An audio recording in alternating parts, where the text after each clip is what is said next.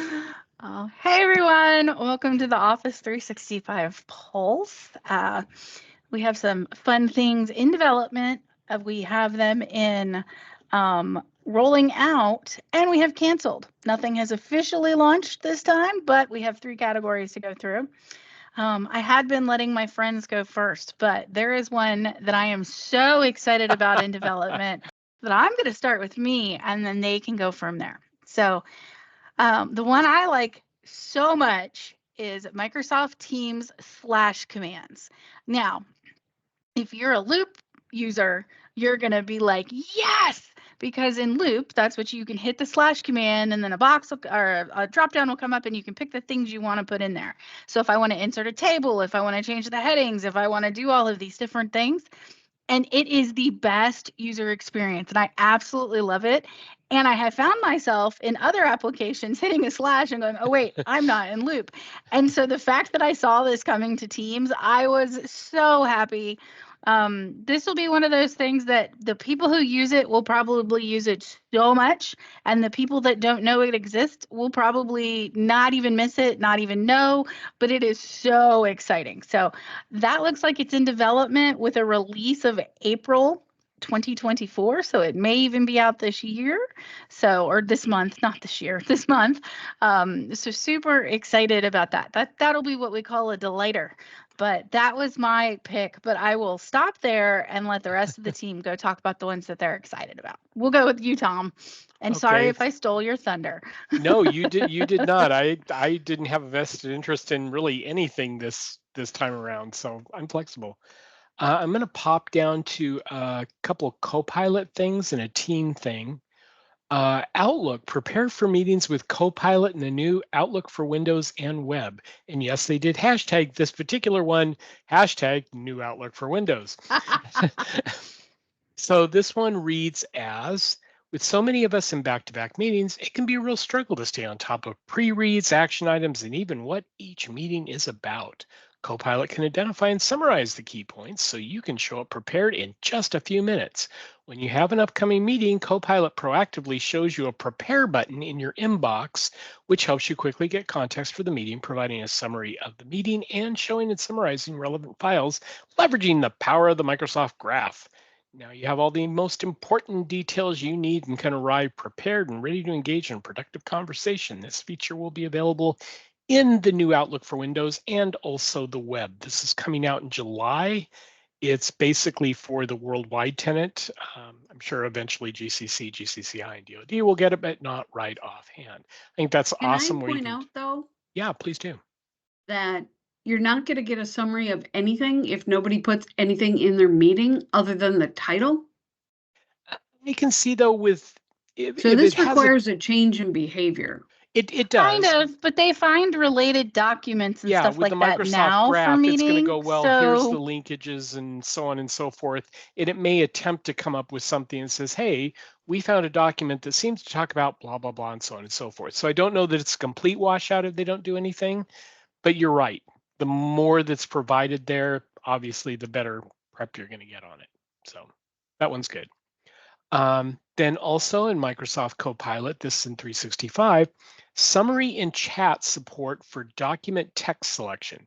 They've got two of them with the same name. Oh, one's for Word and the other, no, they both are for Word. These look like identical items, but we'll go ahead one and of go them with will them. be canceled next week. Exactly. There you go. We're making ourselves stuff for later on. Anyway, summary requests in chat can be limited to operate only on the user selected text in the document instead of operating on the entire document. So this would be nice if you've got a multi-page document or whatever you're dealing with there, and you can just say, hey, I'm going to highlight the first 2 pages. I don't care about the rest of the 10. And get a summary based on that. I think that gives you some real flexibility. One of these is going to be out in May, one of them is going to be out in June, and one of them is going to get canceled at some point. Who knows? And then the final one that I wanted to mention, I think this is kind of cool. That is Microsoft Teams, updated Teams and channels onboarding flow. So when you add a person to a new team, the users can see which channel the team owners recommended and select to show only the channels that are relevant to them. So instead of taking them into a a particular team that's got like 42 channels, and the person's going, I don't know what all this stuff is, you can sit here and say, hey, here are the 3 that are most important to you, here are the 5 that I want you to be able to see, and it basically allows them to focus real quickly on which ones that they really need to know as part of an onboarding process. So I think that's really cool, and that does seem to be coming out to everybody in the month of May. Great. Awesome. So a couple things I found interesting in development was Microsoft Teams bookable desks. That is I really think cool. this is great with all the hybrid situations that we have. So with bookable desks feature in Teams, users can reserve desks upon arrival by plugging into a shared desk. IT admins can discover bookable desks in shared spaces in the Microsoft Teams Room Pro Management Portal and collect utilization data from these desks for productive management and planning. Yeah, So we've I got a thought whole that was software interesting. package that just does nothing but allow you to do reservations for, hoteling cubes and stuff like that. This seems like it'd be a replacement for that, which is awesome. Mm-hmm.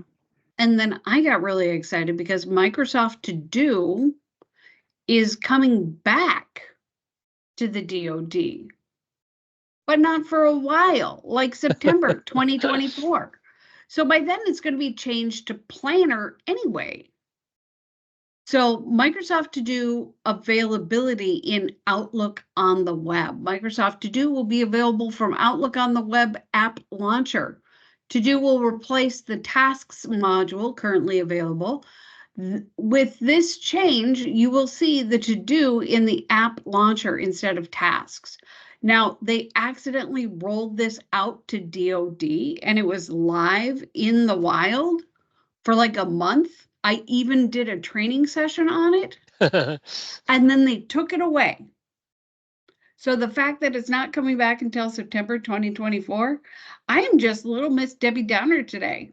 I'm like, I want it now. But we're getting a slash in Teams text, so We There you are go. getting a slash in Teams. What else did you find interesting, Jen? I like the pre-filled link in Microsoft Forms. So if I'm That is giving somebody a cool. form, we can pre-fill some of the options. A lot of times when I'm asking a question, but I know 90% of the people are going to put that answer anyway. That's good. That's a good user experience thing. So I'm happy to see that. And then something that I've been getting asked a lot about when I'm in these Copilot meetings with customers is, what about the admins in Copilot? Is anything happening for the admins? And so they are putting things in there that's going to give data analytics and then make suggestions. So admin tools that are using the large language models to figure out what's going on in the site and then make suggestions. So I think that one's pretty cool. And that will be a helpful tool for people who are SharePoint and Office 365 admins. So those were the ones that I saw that I thought were pretty cool. Do you have anything else, Tom? Nope, I'm ready to go on to rolling out. How I about had you, one Tamara? more thing. Yeah, go One for more it. thing. SharePoint change history reports. I got so excited when I saw this.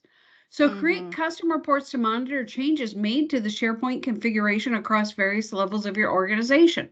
Review CSV reports of site actions or organization setting changes made within the last 180 days. I think this is going to make it so much easier to troubleshoot any issues that come up. And it's coming out to everybody in May of 2024. That's coming out to the worldwide tenant, GCC, and DoD. I think they just missed GCC High. Think so, yeah. And if it's coming out for DoD and GCC, I think GCC High missed a little love. GCC High can be a little miffed. Yes. All right. What do you see, Tom, that you like in rolling out? So they seemingly have gone all in on rolling out the changes that they've been promising forever for Planner. So there's a number of them. I touch a couple of them here and leave the rest for Tamara and Jen if they want to hit it. And you can just touch them all if you're going to touch them for my sake. Okay. Go crazy. Tamara? Go crazy. Knock myself out. Okay. Planner. Open and edit projects in Planner. Manage your projects along with plans and to-do lists in one simple, familiar interface within the Planner Teams app. They've been talking about that changing for a long time. I keep looking. It still looks a lot the same, except for a new icon up at the top. So I'm hoping that eventually we will get the kind of things they're talking about. Second one, create personal plans in Planner. And I'm really hoping this is what I want it to be. Create personal plans in the new Planner app for Teams. For these types of plans, the creator of the plan is the only member and owner. Awesome. People have wanted personal plans for so long, and Microsoft did this like a year ago, except they didn't give you a user interface for it. You had to have it scripted, and you had to have somebody run the script to actually put it out there, which is kind of, counterproductive if you really want to make that available to everybody. I'm hoping with this new planner that they will have the personal user interface there that you can go and do this yourself. If so, a lot of people are going to be happy with that one. And again, these are rolling out this month, so we will see hopefully quickly. Third one, auto population of due tasks in My Day. So in the Planner Teams app, your task will automatically appear in the My Day on their due date. This will help you stay on top of your priorities and stay organized throughout the day, which is good because they're bringing in so many things now that are going to be part of that Planner app, be it things from Planner, to do, all these little things coming in. So to be able to say, hey, here are all the things across all the things that I do, and they're due today. And that's My Day. So looking forward to that one. Planner, manage all your tasks in My Tasks. My Tasks within the Planner app shows your tasks across plans, projects, to-dos, lists, and flagged emails, so you can quickly triage and track all the work on your plate. That may be really disconcerting to a lot of people to find out just exactly how much they have on their plate. But having, again, all the stuff appear in one consolidated area, I think is a great step forward because it's been in so many different places and really hard to track. And the final one is Planner, access all your plans, projects, and to-do lists in My Plans. My Plans within the Planner app in Teams brings together all of your plans, projects, and to-do lists to help you easily discover and find all your work. I'm still not sure exactly what My Plans is different than My Day and My Tasks. We're going to find out in April sometime here. But these look like, by and large, they're going to be hitting, actually looking it over real quick, they are going to be hitting worldwide in GCC. So if you're doing GCC High or DoD, you're going to have to wait a little while for these to come out. But your whole Planner app that you see within Teams is going to be making some wholesale changes here coming up, hopefully this month. So keep your eyes open. You may go into Planner one day and find out, oh my God, they changed and moved my cheese, and they're going to move it big time here. So. Well, Tamara, I didn't really have a lot that was calling out to me and rolling out, so I'll let you go next because you might have some things with feelings or some feelings about some things. The only thing outside of Planner that got me all happy is Microsoft Teams admin settings for uploading files using drag and drop. So admin will be able to control the default content app for local files uploaded using drag and drop in chat and channels. OneDrive and SharePoint are the existing default locations for uploads using drag and drop. So I think that's going to be interesting if people choose to make use of that. Right. And that's coming out to everybody. That's rolling out to everybody right now. So it just gives you a little more control over where things are stored, which I think is nice. Right. Yeah, there's a lot of places that don't want stuff in people's OneDrives. So they're putting them in shared locations. So we'll see how that one goes. It sounds like that is a great opportunity to make a mess. Yeah. There's one more that I'll mention before we let it go, because I think this is a really nice small thing, but I think it's going to make a big difference when you're trying to find stuff. And that is Outlook folder tags and items in search folders in the new Outlook for Windows and Web. So search folders will now display a folder tag within the message list, indicating the folder to which each email belongs. This enhancement provides users with quick and easy access to contextual information, improving navigation organization within their mailbox, and altogether now, Hashtag new Outlook for Windows. But yeah, I funny. think that is really cool because you can see a big list of stuff. It's like, yeah, but really, where is that? No, I don't know, somewhere in your inbox. Knowing which folder you have it in, I think is going to give a lot more context as to where that and maybe other ones similar to it may be stored. So I like that one. Makes Jen, sense. did you have anything in rolling out? Nope. I'll take us to canceled though. This is going to be super easy. There's only one that is truly canceled. That is Microsoft Viva topic types for Viva Topics, and that's because Viva Topics is no more. So you can read some articles about that to kind of find out what's going on, but we will see the concept of that come in something else later, but nothing else for Viva Topics will be coming out in the future. The other ones that we have, they've been listed as not releasing the feature at this time.